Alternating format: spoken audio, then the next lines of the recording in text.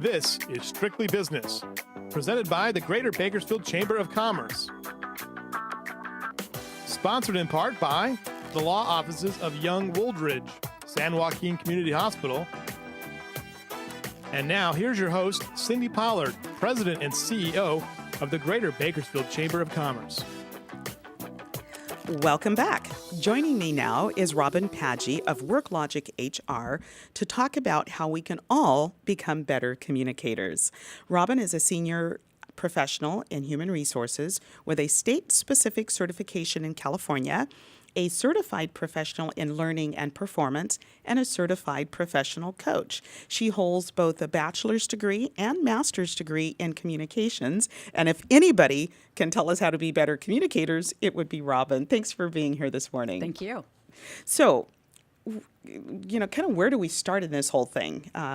Most of us can't seem to put down our phones, so we think we're communicating constantly, but communication skills are slipping. Tell me a little bit about that. I think the reason for that is our attention spans are getting shorter because of so much technological use. And so that's one of the things when you're communicating with somebody, you have to pay attention to them. And so many people are so distracted by all the technology. And I think that's the reason that communication skills are slipping. Oh, you know what? And that makes sense. And when we're communicating, particularly on social media where you have Twitter and you're limited to the number of characters, some of that probably translates over into our face-to-face communications, which would make it rather abrupt. Exactly.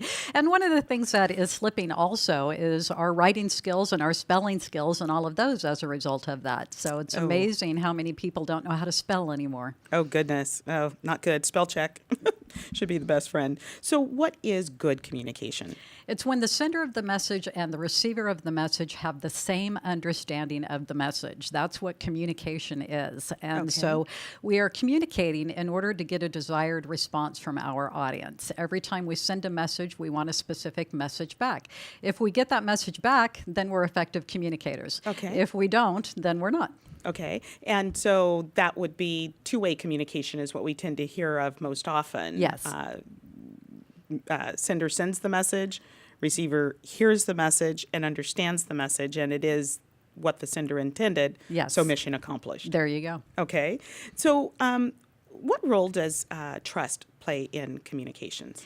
Well, communication needs to be honest in order for us to communicate. And if people don't trust each other, it's difficult for them to be honest with each other.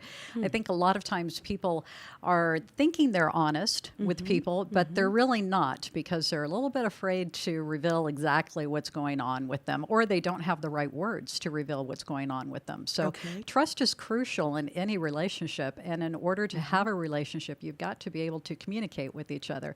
And that lack of trust leads to a lack of communication, which leads to a lack of a relationship. Good point. Good point. So getting back to the two-way communication and listening playing such an important role there, tell me about the importance of listening in effective communications. It's huge. You can be a great communicator just by simply listening to people, but most people really don't listen to each other. Again, there's distractions that are going on. There's a distraction of the voice in your head that's talking to you and saying, this is what I'm going to say as soon as they stop talking. So there's all of those things. And to really listen, to put everything out of your head and away from your hands and your eyes and all of that and just focus on the other person takes a great amount of energy to do so. And people just don't do it that much anymore.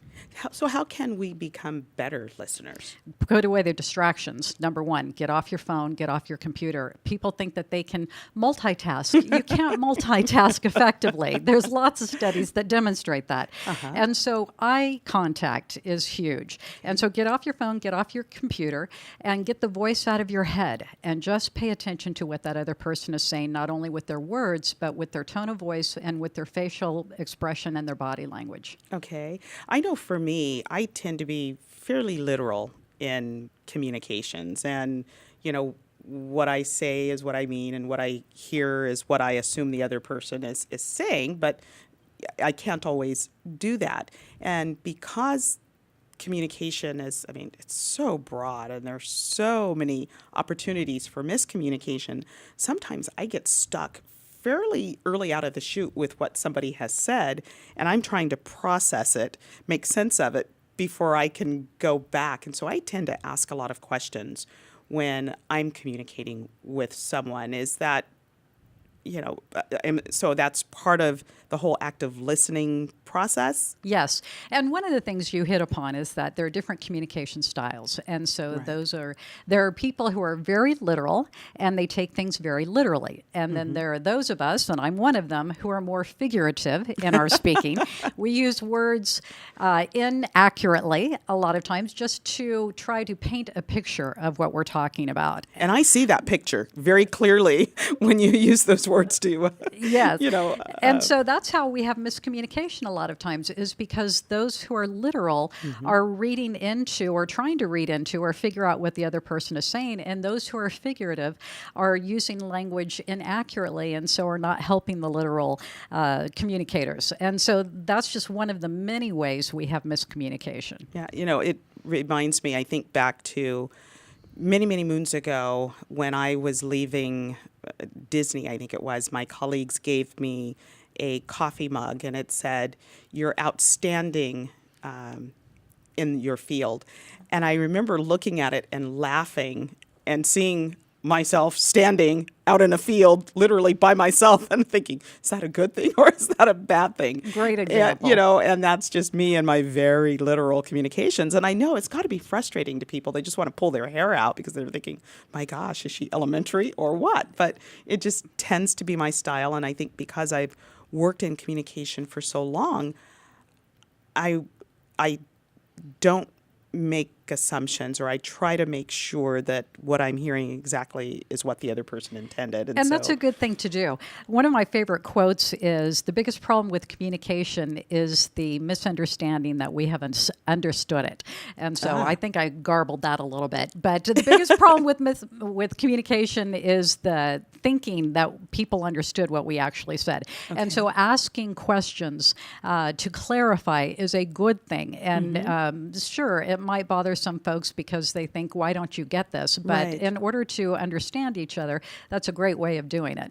Now, what about, you just mentioned, sometimes asking questions to ensure that the receiver received your message is a good thing. Are some people offended sometimes by the sender asking those follow-up questions like, yeah, what do you think, I'm stupid? Or do you think, yeah, I get it. Yeah. How do you balance that? Well, a big part of it, I think, is how you ask the question. And so there's tone in communication. Okay. And sometimes when somebody is asking a question, it might sound more like they're challenging the other person as opposed to seeking information. Okay. And so that's one of the things to be very careful about is the tone in your voice when you're asking a question. For example, if you said, "Could you tell me a little bit more about that?" as opposed to, "Well, why? Why are we doing that?" Okay. And so I think that's when it gets offensive, is when it sounds like you're being challenged as opposed to just being questioned. Okay, so tone of voice and both word selection, because when you said, well, why, certainly different from, tell me a little bit more about that. So the importance of word selection is key as well? Yes, and tone is huge because people will read into tone regardless of the words you're using. Right. But word choice is very important. And again, for those literal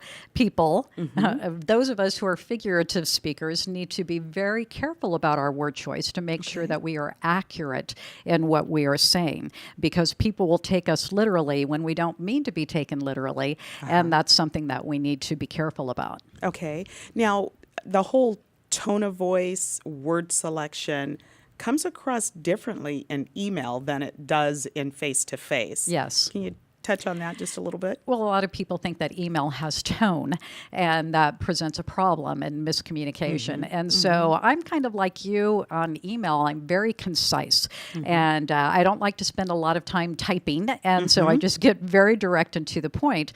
And people have told me sometimes that it sounds a little harsh and abrasive when I don't mean that whatsoever, but people read into it what they read into it. And so that's why I have to put some exclamation points and smiley faces and things like that in my emails to soften them, because people will misunderstand what I'm trying to say simply because the words are concise. And I find myself doing that a lot one, I get way too many emails every day.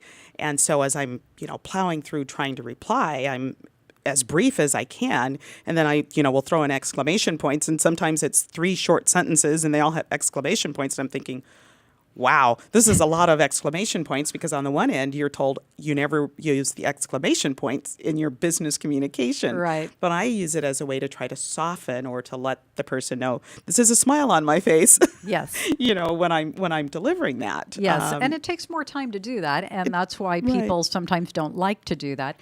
But again, the reason we communicate is to get a desired response from our audience. And so if we put in a little extra time with our communication, we get better responses. And that's the reason we're communicating in the first place. True. Well, we're getting ready to wrap up, but just one last quick question. How important is body language, and what does it tell us in terms of communication? There was a study that said 75% of the meaning of our message is through our body, our face, and our tone of voice. So people will believe those more than they will believe the actual words we are using. So it's very important to make sure that when we are sending a message, our body language and our facial expression matches what we want to send and convey to people. On the other hand, when you're listening to people, look at their body language, because that will reveal how they're thinking and how they're feeling much more than their words they're actually using.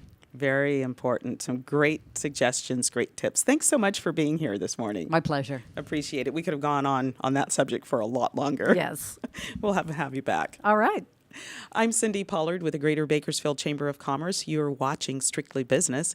We're going to take a break for a quick word from our sponsors. And when we come back, we'll be talking with Jay Rosenlieb. Stay with us. We'll be right back.